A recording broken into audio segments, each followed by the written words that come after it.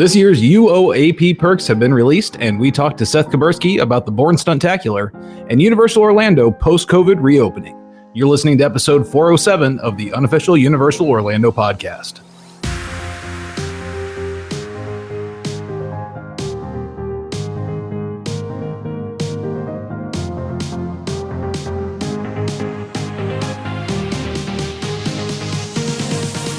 What's up, everybody? Welcome back. Well, I'm back. You've been here the whole time. Yeah. I've been out at sea. So I have returned, and of course, joining me, we have Tracy. Hello, everyone. And Lee. Hello, everyone. And Chris. Ahoy, matey. How's everybody doing? Good. You know, I'm just, again, surprised it's Monday. enjoying taking a break from life for a couple of hours. Oh, Yeah. Been life. out at sea for a month. Anything going on? Or Not really. okay. No, same old. Groundhog Day. Constantly. There's a technical rehearsal going on, Yes. which I know we said in the intro we were supposed to be talking to Seth about, but it sounds like he got kicked out of it. So They're like, oh, that's that Seth guy. Get him out of here. I'm excited Yes. about it, though. yes, me too. Indeed. And you know what else we're excited about? What's that? Producers Club birthdays. Woo! Tracy. Yes, we have Producers Club birthdays. And guess what? We have a belated one. Hey, it wouldn't be the same without one, would it? She Let's wasn't face happy it. with me no, either. No, she wasn't, and I don't blame her. Poor Claire Mallet, the lovely Claire Mallet, celebrated her birthday on the 3rd of June in tears because she didn't get her birthday read out in the show. No, I think it's probably more celebrated in tears because now she's got 2 children to look at. Oh, sorry, 3. I'll hit him for you, Stu. Don't worry. So yes, belated happy birthday, Claire. I hope you had a wonderful day, despite Lee forgetting. Happy birthday. Happy birthday. And then, as it says here, the rest, Yeah. which probably means that it's not the rest. There'll be somebody missing. On the 27th of June, we have Brian Jennings' birthday. Happy birthday, Brian! Happy birthday. Happy birthday. And then finally, on the 28th of June, it's Sean Hill's birthday. Happy birthday, Sean! Happy birthday. Happy birthday. Happy birthday. I will jump in. Better The early than Producers late. Club is open for anyone that wants to join. All you have to do is email us and we'll get in touch with you because we are already, there's quite a few already joining for next year. You get your birthday read out. There's Sometimes. Give Kids the World. We donate to Give Kids the World do. every year. And at the moment, that is a massive thing. We're actually, Tracy and I, we haven't talked to Darren and Chris about it No, yet, but it's literally just been discussed. something we're going to put in place as part of the Producers Club this year to try and donate a little bit more to Give Kids Yeah. the World. Yeah. Nice. Yeah, they need it right now. Yeah, they Yeah, really, they really do do. need it right now. Plus bonus podcasts and merch and competitions and all sorts. It's All it's sorts of stuff. it's a huge Lot of cool big stuff. thing. Yes. It's awesome and we love our producers. So yeah, We love everybody. we do, but We do. our producers a A little little bit bit more more, than everyone yeah. else. Join the producers cult. Yeah. And we don't normally do this. But Join the Producers because it's a Club, come producers buy our club love. thing, but Mike Bragg did get in One, touch. if you join in the next 24 hours, you'll get a set of Ginsu knives. Mike Bragg got in touch and said my wife is turning 50 on June 23rd and a birthday wish would mean the world to her. So love and thanks from New Orleans. And I thought, it's a big birthday and he did ask. So Oh, yeah. happy birthday, Mike's wife. He didn't put a name in there. Oh, happy birthday, Mrs. Mike. Mike's Mrs. Mike, better happy half. birthday. Definitely Happy Mike's better half. Happy birthday. Our bill is in the mail. Happy birthday. I also think, Darren, didn't you say that you were going to do some exclusive podcast episodes for Producers Club this year in the middle of the ocean on your kayak? Did I hear it? Yeah, ocean casts. Yeah, there you go. Newest That'll be thing. cool, yeah. Yes. Listen to me almost tip over. And, With Luna just barking in the background. yep. At fish jumping. Yes. So, it's a great time. That sounds fun, actually. It's us. All right. Well, maybe I'll get on. But yeah, those are the perks for the UUOP. We can talk a little bit about the perks for the UOAP Nice. for this year. Yeah. Ooh, You're sweet. welcome. It So was. beginning back on June 8th and running through July 5th, AP holders will have a dedicated parking lane and security line. For exclusive parking and security access, look for signs marked with UOAP in the dedicated lane. Premier and preferred pass holders get prime self-parking. Very nice. Yes. Now, I wonder if they'll make other people back up if they're in that lane. Like, please put the magnet on the front of your car. Thank you. Now, at the same time, AP holders will also have dedicated entrances. So available June 8th through July 5th. Enjoy more VIP treatment with UOAP turnstiles at both Universal's Islands of Adventure and Universal Studios Florida. Interesting they don't have it at Volcano Bay. Yeah. It seems like they only give us these when they're either going to be completely useless, which was the last time we got them. I used it just for fun, and it took longer than the regular one. Yeah. It's like when quarantine was happening and gas was like 99 cents a gallon, but you couldn't drive anywhere. Yeah. This is exactly what it's like. Yeah, or now you can do it when the only people there are pass holders, so it's going to be like so a mile-long line. Yeah. That's still awesome they give it to us. So It is. I'll It's take cool. it. The free Coca-Cola Freestyle souvenir cups for pass holders. They're available June the 8th to July the 5th. Pass holders who purchase an entree with mobile food order in the official Universal Orlando Resort app will receive a free regular Coca-Cola Freestyle souvenir cup and one Coca-Cola Freestyle refill activation for the date of purchase. Premier and preferred discounts are not valid on this offer. Hang on. So on. it's not free. It's free if you order some food, which everyone's going to, I suppose. Yeah. But Yeah. they're not just giving you one for nothing. No. No. Yeah, it's still a pretty good. I'd take it. Yeah. Oh, yeah. I always And use the freestyle cups. Yeah. And the premier and preferred discounts, by the way, I've heard that if you ask when you go pick up your food, they will give you the difference of your discount in cash. Yes, I don't know if that's- they're still going to do that for very long, but they're at least doing that for now. Yeah, that's what I they heard need as to well, just Darren. fix that system. Just add it into the system. So you I can was just do it from the beginning. told that that's what they're doing. They're giving the cash difference while they are still working, trying to implement it into the app. Yeah, it seems like something they would have done right off the bat. You would think Yeah. so. It can't be that difficult. Yeah. It's got to be like, I mean, because it has your ticket information in there. You can put it in. So, I mean, it should be able to check that But its coming database and see if it was active. from somebody who works constantly with applications, it is extremely easy to implement this. So Yeah. Universal, call me up. Nice. And of course, monthly buttons. Oh, yeah. So home is where the heart is. Available starting June 8th, 2020 while supplies last. Welcome home, fam. Hello, fellow kids. This fan favorite is making a comeback, just like all of us. Our little way of saying, we missed you and it's great to see you again. Please come back in public before you probably should. Well, you can, of course, pick those up in the AP Lounge at Universal Studios Florida and at Toon Extra in Universal's Islands of Adventure. I've never actually done that. I got to do that next time because I've heard it's much less busy. Yes. During normal operating hours. One button per pass holder while supplies last, of course.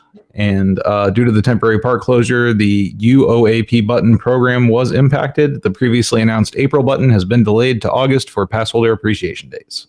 Okay. Cool. I do love the buttons. So I must Yes, I admit. do. And the magnets. Yeah. Yeah. Yeah. Yeah, the new magnet's awesome too. It is. Yeah. And merchant magnets, it's like we might go like make like a speed run through the place for it. I don't want to, but I'm going to mail you my card. So go pick me one up too. yeah. So pass holders also get a free photo available June 8th through July 5th. Memorialize.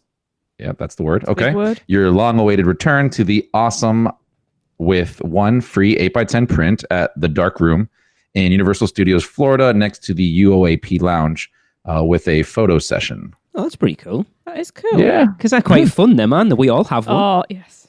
Yeah. Mhm. And see how it's It's our from here. company photo, Yep. Those were the days. right? Oh, Hard to believe that was just a few months ago. I know, I it's know. frightening, Feels like isn't a it? lifetime. So much has happened. Or not. At Yeah. the same time. Yeah. Also available starting June 8th while supplies last. Universal Studios Florida is celebrating 30 years of blockbuster thrills since first opening on June 7th, 1990, with a new exclusive free pass holder magnet, and claim yours at UOAP Lounge or Toon Extra. Like I say, that magnet it rivals the Horror Nights one from It's- last year, I think. Awesome. Yeah. Look at this, a merchandise offer for now through September 7th. If you spend $80 or more in one single transaction at select Universal Orlando owned and operated merchandise locations. I can think of several locations where I could do that. Phil Vault, probably the easiest. You'll receive a $20 discount to be used towards one future single purchase of $50 or more. That's a pretty good deal. Yeah. You worked that out right. Yeah. So you're effectively getting something for 50 that's worth $50 for 30 in the end. Or Yeah. that bag that I really liked that was $80 was technically only $60. No, because you've got to buy the bag for 80, but so you're not getting the discount until you buy something else. No, it doesn't work like that. It does. Girls tell him it does. There's all kinds of ways to justify this to yourself. Oh, yeah. There is. UOAP Passport, Summer 2020 edition. So the UOAP Passport is your quarterly guide to all that's in store for pass holders in the next few months. It's a handy tool to help plan your next visit to Universal Orlando Resort. Within it, you'll find information on discounts, perks, giveaways, and more. It can be found over at universalorlando.com and downloaded to your mobile device. Cool.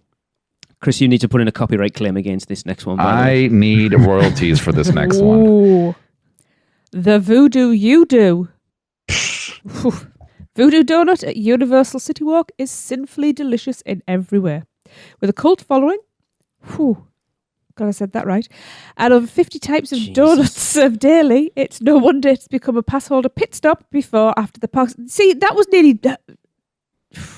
This is full of You've been hazards. in lockdown too long. I know. The best part, UOAPs get first dibs on select donut releases throughout the year. Upcoming seasonal offerings are the 30th Universal Studios Florida Celebration Donut, which is a yeast donut with a vanilla frosting and raspberry jelly filling, topped with the original park logo. So that donut is pretty much, from what it sounds like the voodoo doll just in a different shape. Yeah. Which I love the voodoo doll, so I'd be all over that. And it does look It does look awesome. bleeping It's really cool. amazing. The time they have to take to do that's like, I know. wow. I love that. Pass holder discounts are 15% for Premier and 10% for preferred pass holders. Of course, it'll probably be my experience that I have every time trying to get one of the specialty voodoo donuts. They'll be like, what are you talking about? We've never done that before. You know what? And I'm like, it's in the case over here, this one? And they're like, no, I don't see anything in there. I don't know. It's that weird thing that, like, my experience of voodoo donut, they've been all right, but I still love the fact that it's become a staple of Universal Orlando now. It's so ingrained in that resort by the fact that they do like the Universal specific orange sickle, and then they do like a Horror Nights one or a Mardi Gras one. I love that it's become part of the resort now. Oh yeah. Yeah. Just in case you need an excuse to eat a donut, right? Yeah. Absolutely. I'd still rather have a Matcha green tea puff. Yeah. Sorry. Well, each to their own. I know. And next, our favorite restaurant, I think, consensus for the podcast. What's on the menu today? The Today Cafe at Universal Studios Florida has seasonal dishes inspired by a Today personality. The featured item is Al's Muffaletta Sandwich, which these are awesome at Mardi Gras, so I'm sure it's going to be great here. Shaved ham, salami, capicola, provolone on the cauliflower wrap with muffaletta, olive relish, toasted sweet peppers, and arugula, served toasted. Sounds awesome. I gotta admit, that one doesn't do it for me. It's the cauliflower this wrap. Al's Muff sandwich? Yeah. Too much meat for me. And arugula. Traditionally, the meat part's pretty thin on the muffaletta sandwich, so I don't know how they'll do it with the wrap, but Yeah. it's more about like the olive relish and everything that's on there. So I also don't like olives. I don't even know what capicola is. I don't understand why it's in a cauliflower wrap. Because it's fashionable. Could be worse. It could be an avocado wrap. Surprised it's not. So our chance to show you the love. So every year we dedicated several days and nights to our UOAP family with tons of perks, discounts, and exclusive opportunities during Pass Holder Appreciation Days. Mark your calendars for Pass Holder Appreciation Days 2020. August 10th through September 30th. Some special things are coming your way, and we'll be sure to provide updates. I know they posted something about, I think it was a UOAP private screening, I suppose you want to say, of Cinematic Celebration. And it was pretty much like sold out, obviously not buying tickets, but the tickets that are available were gone within, like a ridiculous amount of time. Yeah, I guess we'll see. I mean, they're always, I like the Pass Holder Appreciation Days. They sometimes have some really cool things out there. Mm-hmm. Yeah. Take advantage of a couple of those, so. Why not? Yeah. Why not? Like we said it every time they come out with these. They don't have to do anything. No. And the fact that they put so much stuff out there is testament to how much they care about the pass holders now. Probably now more than ever, in honesty, because they know how much those pass holders are keeping them going right now. Yeah. Does the rat do a lot of these things too, or no? No, not really. Apparently, from what I've heard over the last 10 years, they've taken away most of the perks of being a pass holder at Disney. Ew. Yeah. Man. Pay us more, we give you less. Sounds like a solid business plan to me. Well, I like it, but yeah, no. Yep. All right. Well, let's take a quick break and we'll be right back. Have you taken a stroll down Diagon Alley and visited Gringotts Bank? Taken a ride through New York with Jimmy Fallon? Visited the Truffalo Trees in Seuss Landing or hung out with a real-life Transformer? No? Then what are you waiting for? At Universal Orlando Resort, there truly is an option for everyone. Or if you're leaning a little more towards pixie dust rather than wands and potions, Disney destinations around the globe await your arrival. No matter the adventure, our sponsors have you covered. Be sure to let the experts at Mouse & Muggle Travel Company take care of all your travel needs, earning the distinction of being an earmarked agency specializing in Disney destinations, as well as becoming one of the first to be named a U Preferred agency with Universal Parks and Resorts Vacations. Mouse & Muggle Travel Company will ensure you receive top-rated customer service. Just visit mouseandmuggle.com to fill out a no-obligation quote request, or send your request to info@mouseandmuggle.com. Their team can take care of you no matter where in the world you want to go. With a flick of their wand and a little bit of pixie dust, the process will be so seamless, some might even say it's simply magical. Welcome back. And following on from our bonus producers club roundtable, we want to welcome live from Universal Orlando. Oh, he's not now. Seth. He was, You but told no, me he's you not. told me we were going to go with the illusion. Oh, that illusion. Yeah. Oh, that illusion. We didn't What know illusion? which There's several. illusion we I were don't- talking about. I can make Michael. weird background noises. Yeah, no, I mean, I literally just got back from Universal, but I don't want to fake. I mean, Yeah. I Yeah. could say, I don't know, I'm sitting in the bathroom or something. Just say he smells like I'm Universal. just- He's just if fresh. I'll have my wife cry and I'm going to just say it's Moaning Myrtle in the back. Well, yes. Recently returned. Seth Kubersky. All right. Hey, Seth. Seth, how are you? I'm doing great. Welcome back. Oh my gosh, are we going to use that take? Or are we Yes. Yeah. we are. Oh, Oh, yeah. boy. That's Look. people pay extra for that? Yeah. In a world where no one's got a sense of humor at the moment, we like to keep it a little lighthearted. I love it. Yes, I'm literally straight from Universal Orlando. Drove back here. I was hoping to be able to give you a report from the 2:40 p.m. showing of the Bourne Stuntacular, which is in technical rehearsals today. Unfortunately, I was about 12 people from the door when they closed it. Ugh. Oh man. But that show that I missed, I see on Twitter that it stopped halfway through for technical difficulties and they all got evacuated from the building. So I didn't miss that much. That seems to have happened a lot over the last few days. I heard a few team members say it happened during team member previews as well.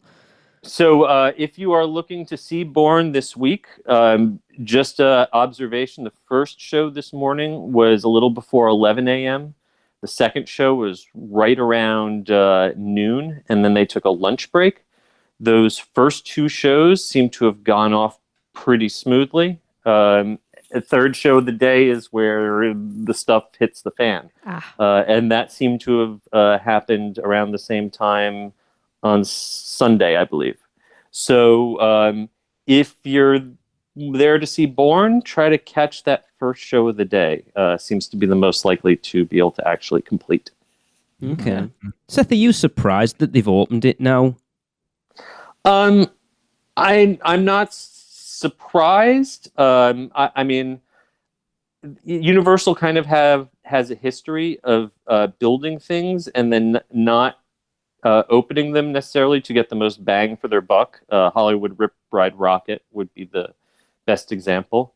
I'm sure that they're hoping to do some sort of grand opening push. They're very clear in saying that it is not officially open. This is a technical rehearsal.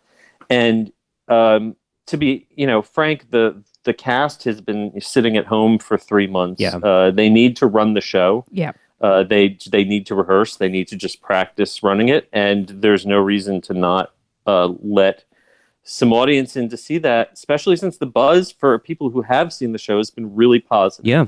I haven't seen a lot of negative reactions to the show yet. A few gripes here and there that the plot isn't all that deep, but I don't think most people go to stunt shows for the deep plot. No. And if there was a stunt show with a deep plot, it would by far be the first in Orlando. Yes. I mean, Indiana Jones is not exactly Shakespeare. No. And Sinbad, Sinbad wasn't even a soap opera. No. Much less Shakespeare. So as long as they can complete a few full sentences, I'm sure the plot will be just fine. And everyone's been raving about the stunts and the technology, especially the way they merged the real sets with the video projections. Yeah. I do think it's interesting that they are performing it with masks on. Yes. From what I understand, the Yeah, I've stunt heard that actors too. are wearing masks. I guess they don't need to lip sync. I'm not sure about that, how that works exactly. Well, if they do, that makes it but- easier. Right. they could just project animated mouths. They could. They could just have, neutral colored masks and then project flapping lips on top of it. an option. No, I've heard nothing but positive things for the most part, and I'm hoping that I get back there tomorrow or Wednesday to see it for myself.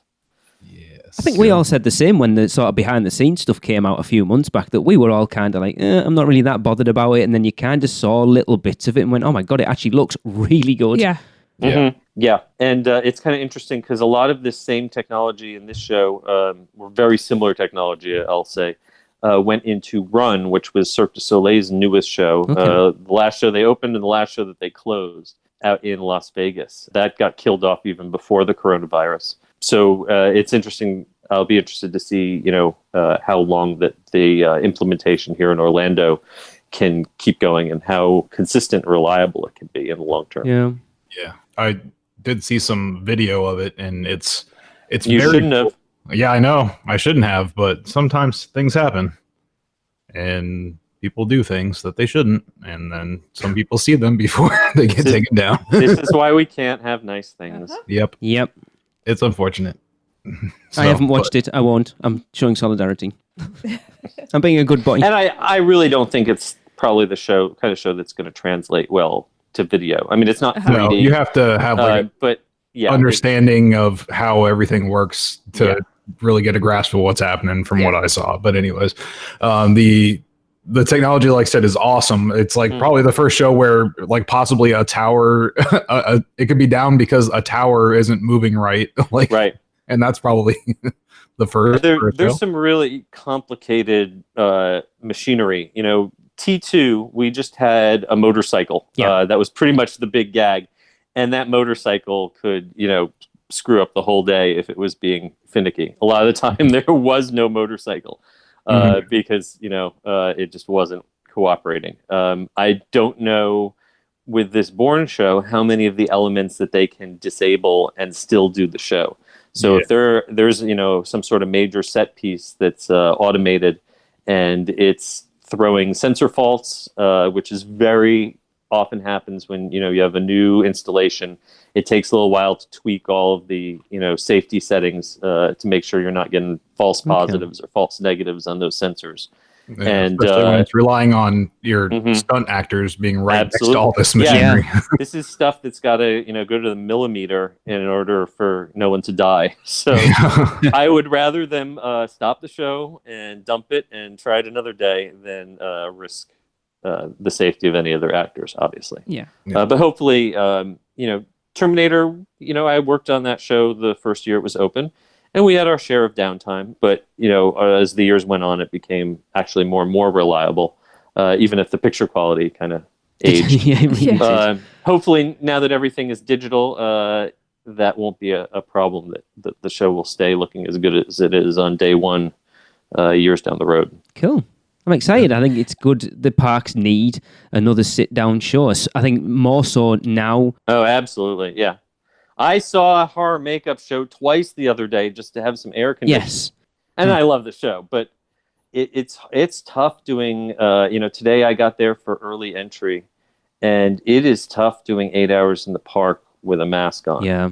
It's not impossible. Ask the people who play fur characters. Yes. They, Yeah. ask the guy playing Homer Simpson if he's really that concerned about my little cloth face mask, because he doesn't have a lot of sympathy.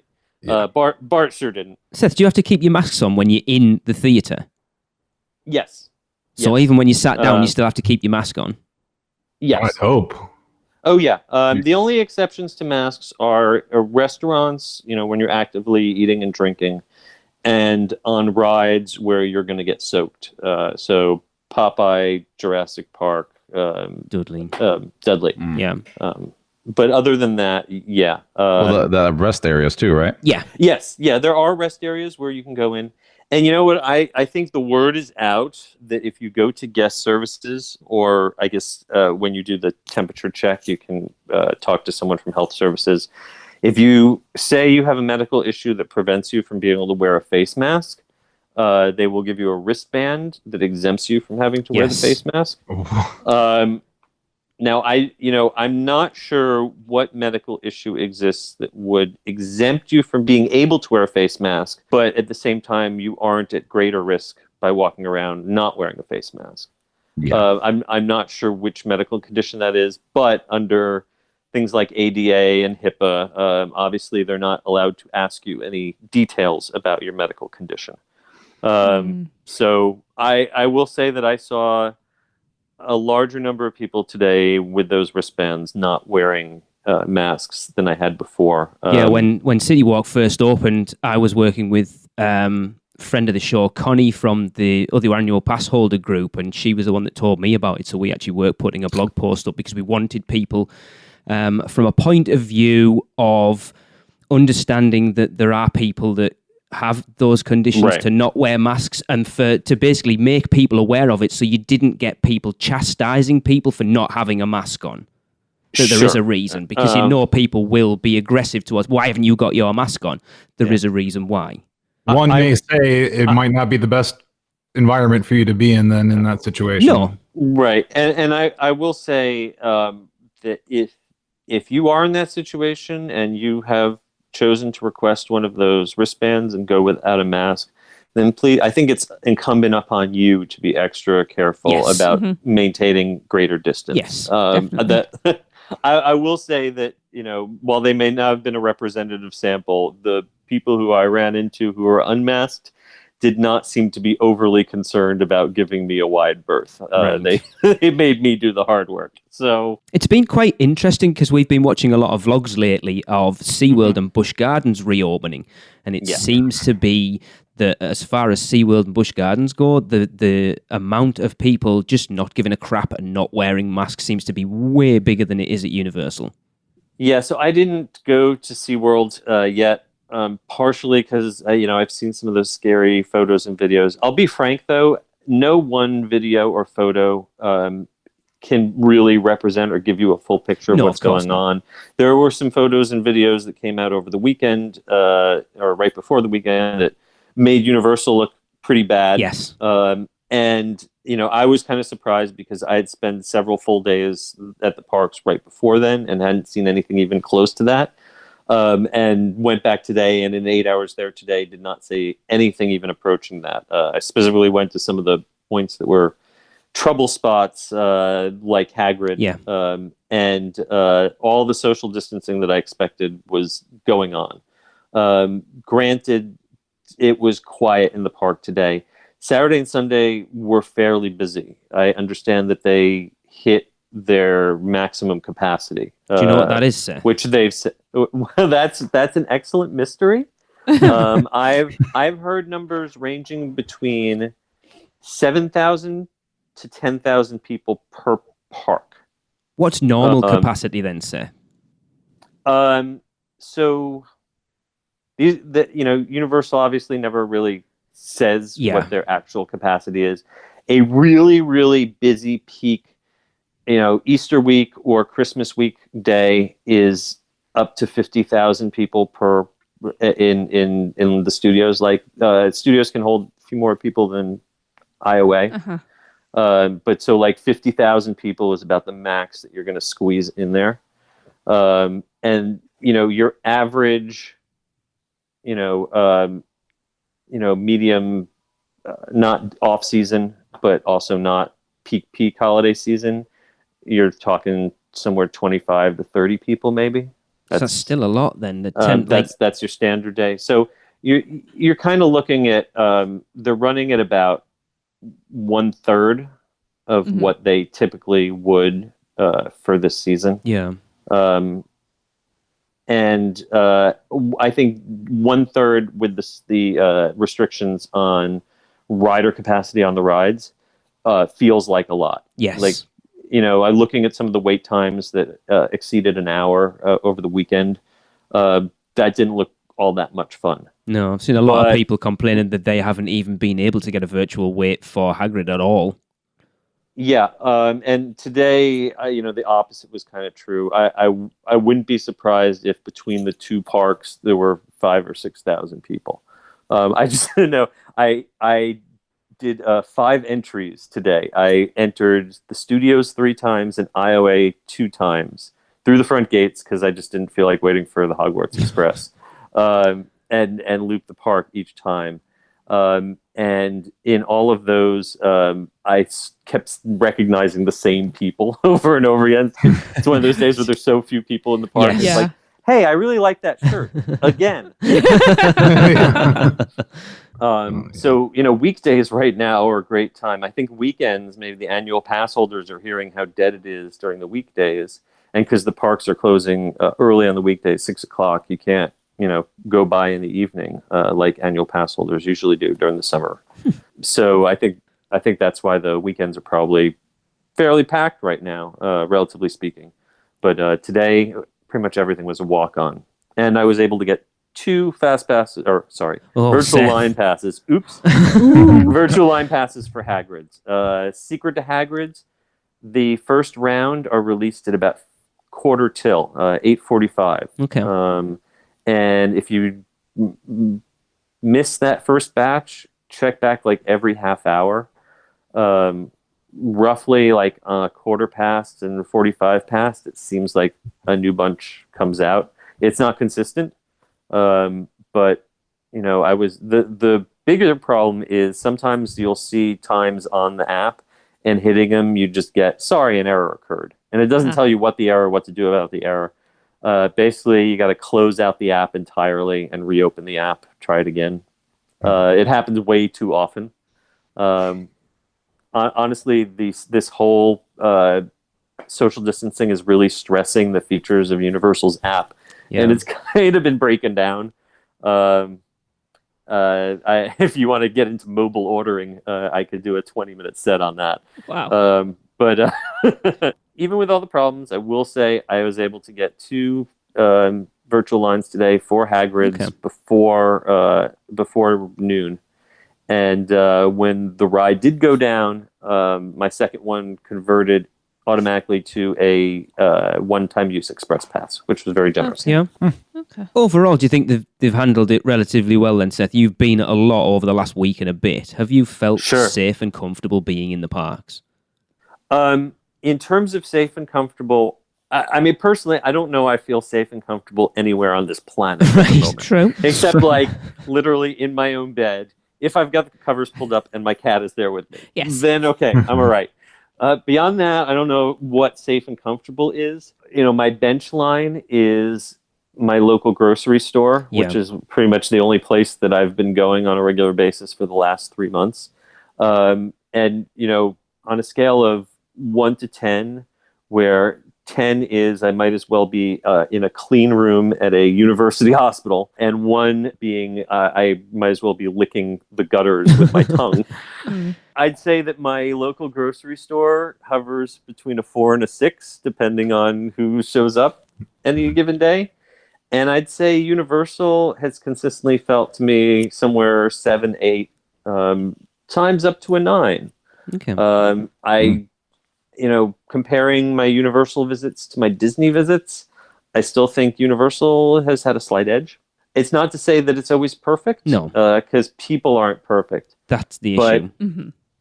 Universal at least seems to be taking their own rules seriously enough that it's, kind of impacts the guest experience in a negative way, but you kind of got to understand. Yeah. I'll get back to the mobile order thing. all I wanted out of life was some coconut shrimp from Springfield Fast Food Boulevard. Yeah. And it was like kind of right before the kind of lunch hour starts. Yeah, I thought I was there early. There was no one waiting in line ahead of me to get a table. There's like 2 people in line to get a table. But the whole process for being waited to be, first you got to be seated at a table. Then you can use your mobile order. Then they have to come over and confirm your mobile order. Then you got to wait for them to bring your mobile order to you. So from me sitting down to me getting my food was almost 40 minutes. Yeah. Wow. And at which point I took about 5 minutes to eat my food, sprinted over to the Bourne show, and learned that I had been shut out of the show. That seems to be Fast Food Boulevard, because Jack and Brittany, who joined me on the show at the bonus one we did last week, they said their only negative experience was at Fast Food Boulevard, and it took them an hour to get their food. But they also complained that they were hearing that because when they brought the food out, they were just kind of shouting, names out, Seth, Darren, or whatever, and they were giving the people on the next table were kind of like, "Oh, I'm really sorry, but we gave your food to somebody else, so we're now going to have to go and cook it." No. So the part of the problem is that the mobile ordering system was designed for you to go to a designated window and pick it up. There's no system set up in the app to tell them where you are sitting. Yes.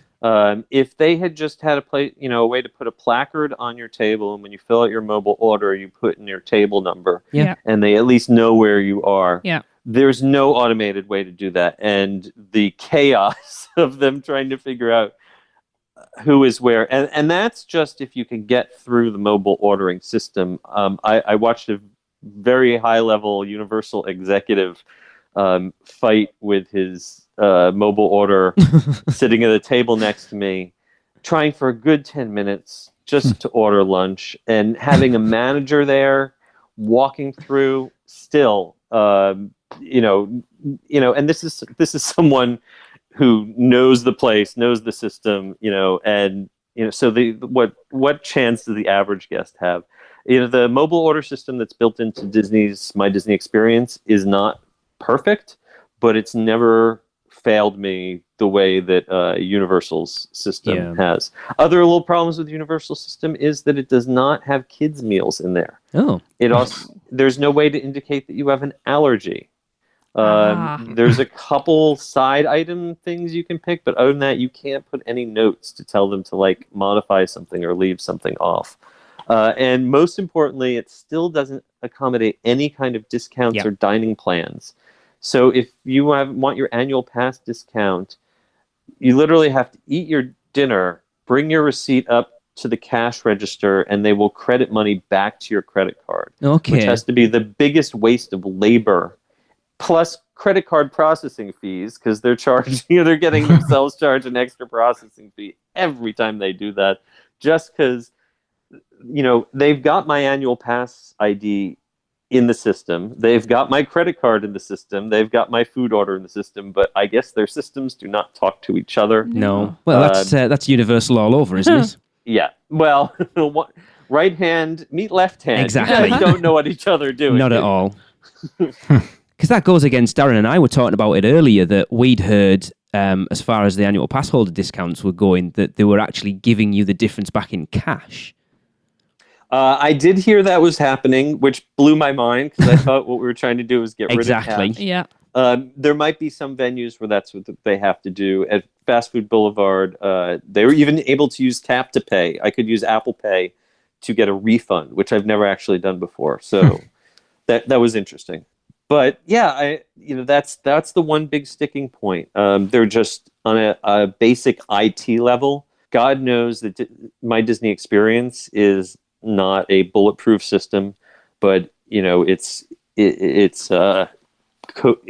Universal system seems to be coded by monkeys, and in terms of you put a infinite number of monkeys in a room with typewriters, and they come out with the works of Shakespeare. I think in the meantime they coded this app. just banging on keyboard. Well, Lee, you have something else in the notes here. Yeah, did you, Seth? Yeah. So it was Tracy brought it to my attention that she'd seen on, I think it was Facebook or Twitter or something at the weekend. What about Twitter? I don't do that. That Green Eggs and Ham caught fire on Saturday, was it? Ooh, I don't even know what that's date it is. exciting. Hear about that or not? Sorry, I did not hear anything about that. I will have to look that up. I was just wondering if it was still open or not. I don't know how anything could catch fire over the weekend because it poured rain like all day, every day. Grease fire in the kitchen, apparently. Interesting. Well, I did walk around Green Eggs and Ham twice today, and it was open. Okay. And I did not see any scorch marks or smell any burnt ham. So it was literally just a flash in the pan then. Maybe. Yeah. Maybe. Yeah. New flavor. Yeah. Oh, that's a relief. Yeah. I'm sure grease fire is a regular occurrence there. No, in a I place did where they make tater tots just constantly. And they did not seem to have mobile ordering at Green Eggs and Ham either. So if you want your Who hash in a can, you're going to have to stand and wait for it. Seth, have you been to Volcano Bay at all since it had reopened then? I have not stopped by there. I'll be perfectly honest with you. I have a pool in my backyard that I get in about 3 times a year. Yeah. I'm not a big swimmer. Just no one needs to see me in a bathing suit ever. So I will probably head out there this week and do a lap around there just to see. Yeah. I understand over the weekend they did hit their capacity, which frequently happens over the summer, especially when it's a sunny morning. But I think it cleared out because of storms in the afternoon. Volcano Bay seems to be a really weird one. I spoke to friend Maddie as part of that bonus episode, and she went for team member previews, and it's just everything that's been put in place as far as the theme parks just seems to be not at Volcano Bay because it's water based, so it's like you don't have to really have a mask on at any point. It just it's weird. Because you're still wandering around, you're still in near people. Yeah, it just right. And water parks already seem like a cesspool to me. Yeah, agreed. So, right. I don't know. The good news is that at least according to the WHO and the CDC, that a properly maintained chlorinated or bromiated pool has an extremely low risk of viral transmission because it does not do well in that environment. Yeah. In theory, Tapu should be perfect for social distancing because you just know exactly how many people are in that queue and how much space is in between them, and you don't call people back until there's space for them to go. We know that Tapu, much like communism, works better in theory than in practice. Oh, I love that stuff.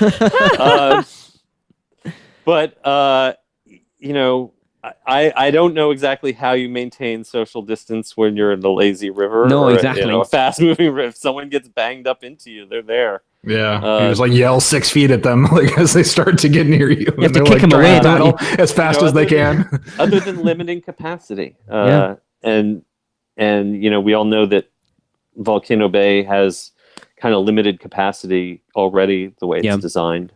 They've taken out a bunch of lounge chairs. You can actually see them kind of all piled up backstage to give some more distancing in the beach areas, and taken some vests and rafts out of the lazy rivers to keep people from overcrowding there. But I guess they're just hoping that the chlorine beats virus like paper beats rock. And you're going to want to go with a larger group too, because you're going to want to fill up the ride vehicles, because otherwise you're not going to be able to get on pretty much anything. Yeah, that does kind of make me sad. My two favorite raft rides there are the I guess it would be the Maku, or is it the Pui? No, Pui, and Hanu, and I cannot go on either of those as a single rider. Right. Yeah. So there's a few.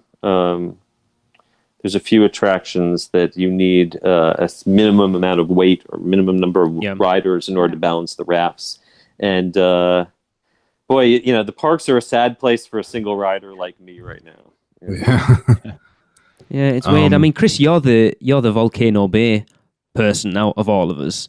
Would you go right now if you were heading up there? I'd probably go to hang out by the pool.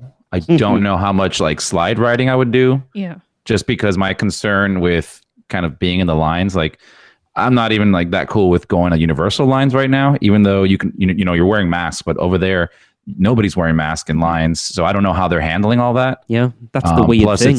I also read it's been hitting capacity almost every day. So, I don't know how much they're limiting capacity, how it feels inside the park over there. But if I'm hanging out my understanding is that the capacity cap is 1/3 of what they would normally do. And what they would normally do is also a highly debated number, but it's somewhere around 10,000. That seems Maybe a lot a for little that below. park. Wow. yeah, it's a lot. Yeah, it is Wow. because it's only small, So- isn't it? Yeah. Yeah, it's just that, like, I know we talked there about how because of the chlorine and stuff in the water, that's fine. But the fact that you don't have to wear a mask when you're just wandering around between rides as well, it goes against everything you're being told at the moment. My understanding is that the masks are required in shops, restaurants, and bathrooms, indoor areas like that. The thinking is that it's hard to require someone to wear a mask when going, like, say, from their lounge chair to the slide, because then what do they do to that with that mask once they are on the slide? Yeah. Just carry Just it. waterboard yourself. Yeah. Yeah. I think everything that we've seen is that wearing masks is better than no masks for protecting other people around you. Yeah. But they're especially needed when you have indoor queues and when there's air conditioning involved. Okay.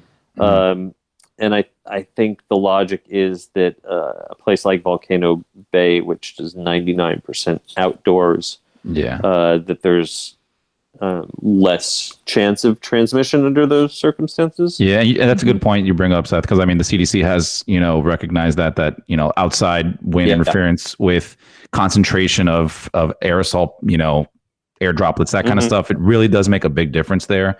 I guess the biggest thing for me is how well it goes back to the original thing of people, right? Yes. How well are people respecting the distance between me?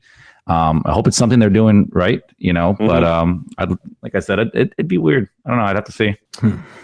Yeah, I kind of wish that I understand from a business perspective, you're going to rely on annual pass holders to spend money inside the gates right now to keep the engine churning. But I kind of wish that they had given people the option of not having their annual pass reactivate until they made their first visit. Yeah. Rather than everyone's fuse, burning as of June 5th. Yeah. Especially, Universal, it's not quite so bad because you're not under a circumstance where you've got to make reservations or whatever. But when Disney reopens, especially at Disneyland, where they've said they're not just not selling new tickets, but they're not renewing annual passes. I really wish they had given us a way, just let people delay a month or whatever. Put it off. Put that on the back end of their pass, so that people who were sort of like you, were sort of on the fence, they're like, I think Universal's doing a great job, but I'm not 100% sure. I don't really feel safe. Why make them feel the extra pressure of having their annual pass burning away on them? Because I'm sure a lot of people aren't going, not because what Universal are doing, because of kind of what we've talked about on the show for quite a while, about worrying about how other people are going to conduct themselves when they're there. Yeah.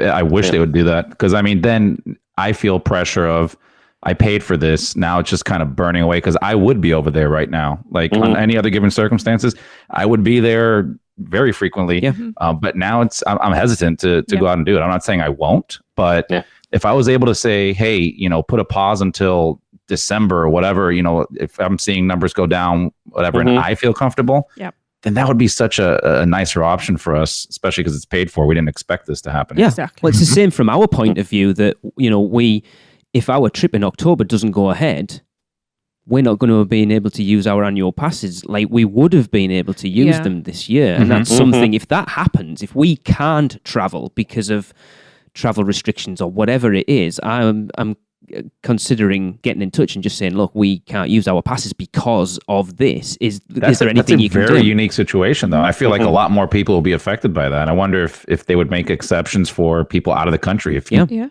technically cannot fly here, what happens? Yeah. I mean, they've sold you a product that the government is saying you are incapable of using. Yeah. So I mean, I'm not being awkward or whatever, but you know, it's we were expecting when we got our annual passes last year, it would have run through October last year, February this year, and then it should have run out before we come over this year. But then obviously with the closure, they've said they'll extend it by that number of days, which would have then ended up including this October, which we don't know at this point whether we're going to be able to come or not. Right. Well, they will happily sell you and other UK residents a frequent fear pass. Yes, they will, and I almost frequent bought fear them. plus, I believe. Yep. I don't know if I've seen a frequent fear. I was about that close. If people can't see, it's incredibly close to actually buying them before all this happened, and I didn't. But yeah, they've been available for quite some time now. I don't know. But from what we can see... Maybe they will only have Halloween Horror Nights in the UK this year. That would be cool. Yeah. But it looks like for everything we're hearing, Seth, and everything that seems to be being posted everywhere, it looks like it's going ahead as of now. Oh, absolutely. Absolutely. They've had auditions, internal auditions, virtual so far, but they're working on casting. And I know people who are, building props, building sets, working on... If they are sure acting like there's going to be a Halloween Horror Nights. So if they're just faking it, they're spending an awful lot of money on something that's not Maybe happening. It's just blind optimism. I think they have to, don't they? I think they have to be. I think it's realism in the state of Florida that we will keep pushing forward. We will never go back, whether we should or not. It's like a man asking for directions when he's lost. It's like, we've just decided we're driving down this highway, and there's no stopping at a gas station. I'm saying nothing. Making a U-turn. Yeah, unfortunately. The easiest year for scare actors ever. They just have to get anywhere near approaching you. Yeah. And I am terrified. All they have to do is cough. Yeah. The scare actors will just all be in street clothes, no makeup, all this. I just want 2020 themed houses. I want killer hornets. Oh man, Tiger King. With the street clothes, I just thought eventually they could just only have scare actors for the first week, and then after that, they don't even need them anymore. Yeah. It'll just be everyone against everyone else. Everyone's just staring at everybody awkwardly. A McMillian's house. Yeah, a COVID house. It'd be so... Yeah, it's this thing at the moment. If it goes ahead and we're not there, I'm kind of 50-50 on it, because it's like, it's not going to be what I want it to be, but obviously covering the resort like we do, to actually go there and see what this year is going to be like would be such a unique experience.